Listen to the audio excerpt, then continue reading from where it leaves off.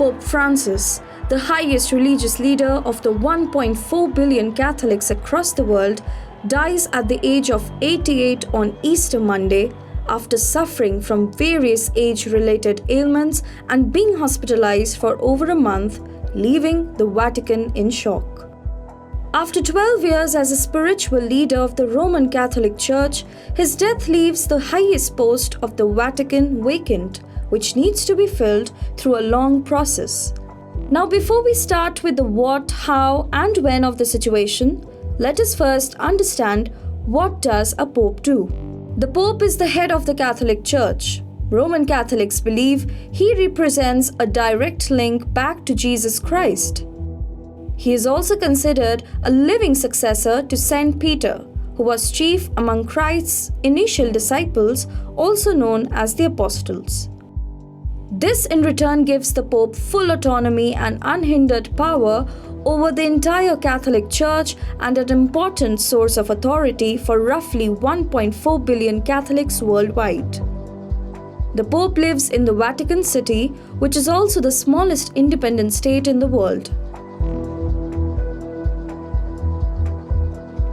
Francis will be the first Pope in more than a century to be buried inside the Vatican. Traditionally, a papal funeral has been an elaborate affair, but recently, Pope Francis made plans for a less complex method. Previously, pontiffs were buried in 3 nested coffins made with cypress, lead, and oak.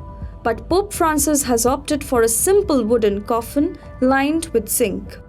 He has also scrapped the age-old tradition of placing the Pope's body on a raised platform. Instead, mourners will now be invited to pay their respects while his body remains in the coffin with the lid open. The new Pope is chosen by the Catholic Church's most senior officials, who are known as the College of Cardinals. There are currently 252 Catholic cardinals, 138 of whom are eligible to vote. The others are over the age of 80, which means they cannot take part in the election, although they can join in the debate who should be selected. During the time between the Pope's death and the election of his successor, the College of Cardinals governs the Church. The election is held in secrecy and under strict supervision inside the Sistine Chapel, famously painted by Michelangelo. The only clue about how the election is proceeding is the smoke that emerges twice a day from burning the cardinals' ballot papers. Black signals failure, and the traditional white smoke means the new pope has been chosen. After the white smoke goes up, the new pope normally appears within an hour on the balcony overlooking the St. Peter's Square. He will then be introduced by his chosen papal name, which may or may not be his original given name. Any Roman Catholic man who has been baptized can be considered for election to become pope.